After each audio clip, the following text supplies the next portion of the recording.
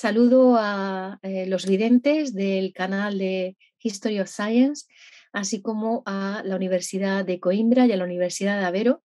y voy a hablar de la historia de la documentación en los museos. Ese es un tema muy interesante. A mí me interesó para mi tesis doctoral que leí en la Universidad de Murcia en el año 1999, porque mi formación venía desde la perspectiva de la biblioteconomía y la documentación, así como también desde la historia del arte. Por eso me interesó mucho el tema de cómo se gestionaba la documentación en los museos, específicamente en los museos de arte, y sobre todo cuál era el problema de la documentación museística y también cómo el problema de cómo gestionar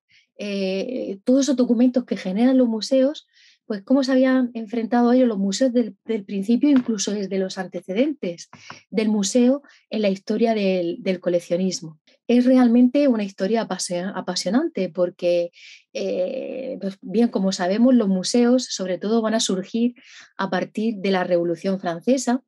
y va a ser el Museo del Louvre, el museo modélico para la modernidad. Y sobre todo va a ser el siglo XIX, que para Germain Bazin va a ser el tiempo de los museos, la centuria donde van a surgir estas instituciones que yo considero instituciones de la memoria. Bien, es muy interesante porque ya a partir ya del siglo XX, con la creación del Consejo Internacional de Museos, el ICOM, en 1946 a finales, cuando ya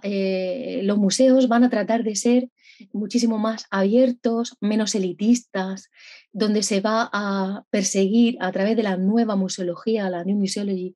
y la Nouvelle Muséologie en Francia, pues que los museos sean mucho más educativos, mucho más abiertos, menos elitistas, con lo cual la función de documentación va a ser una función transversal realmente importante, dado que gracias a la documentación en el museo, pues vamos a poder investigar, vamos a poder adquirir colecciones, vamos a poder efectivamente documentarlas, pero también difundirlas y recuperarlas, porque al fin y al cabo un museo también es un centro de información. Lo que es realmente interesante es que esa documentación de museos pues realmente va a ser mucho más compleja a partir de la Segunda Guerra Mundial, cuando coincide también en que hay una revolución en la gestión de la información, porque se ve que la información crece exponencialmente y es muy difícil de controlar, con lo cual se necesitan sistemas de almacenamiento y recuperación de la información. Después de la Segunda Guerra Mundial, pues vemos que ha habido grandes avances en la ofimática, en el tratamiento de los datos, en la creación de los primeros eh, ordenadores, los computadores. Entonces, también los museos se enfrentan a ese problema de poder almacenar y recuperar toda esa información que tienen en sus inventarios, sus libros de registro, sus catálogos, con lo cual la documentación avanza muchísimo a partir de esa Segunda Guerra Mundial.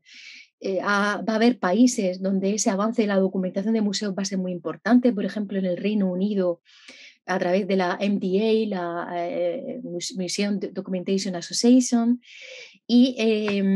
pues va a ser un problema grande, sobre todo porque frente a los archivos, las bibliotecas, en los museos no va a haber tanta normalización documental, con lo cual cada museo, pues digamos que va a llevar según su especialidad, va a llevar su propio sistema y va a ser muy difícil esa normalización.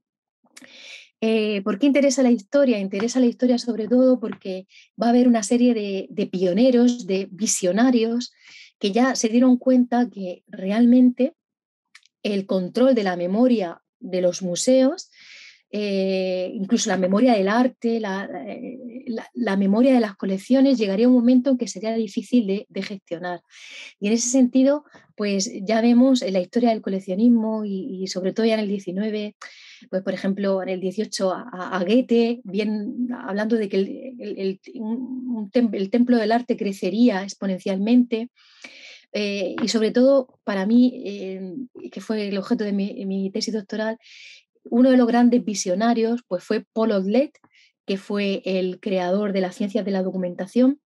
y él ya se dio cuenta pues que efectivamente que la memoria crecería de tal forma que habría que controlarla, y él se anticipó pues, por ejemplo, a Internet en la actualidad, a Wikipedia, porque él decía que desde nuestras casas, pues a través de una pantalla podríamos acceder a toda la información que se generase en el mundo, y que incluso esa información la crearíamos nosotros mismos desde nuestras casas, con lo cual fue realmente un visionario, y estamos hablando que él publicó su tratado de documentación en el año 1934, con lo cual fue realmente un visionario.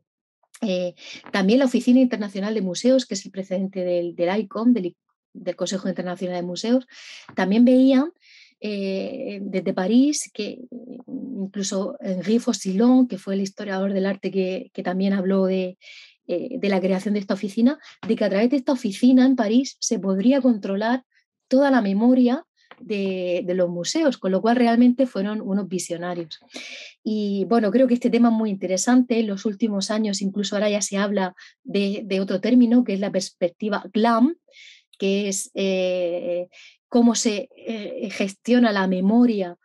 la información que producen las galerías, las bibliotecas, los archivos y los museos, ¿no? GLAM es Galleries, Libraries, Archives and Museums.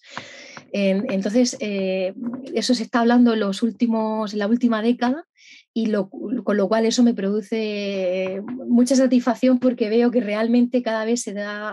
nos damos cuenta de la importancia que tiene toda la memoria, toda la información que generan estas instituciones de la memoria, estas instituciones de la documentación, como las llamaba Paul Otlet, instituciones que ahora se enfrentan a retos tan interesantes como la digitalización de toda la información, el poner a disposición del público toda esa memoria, y la obrigación de estas instituciones es conservarla, pero también difundirla.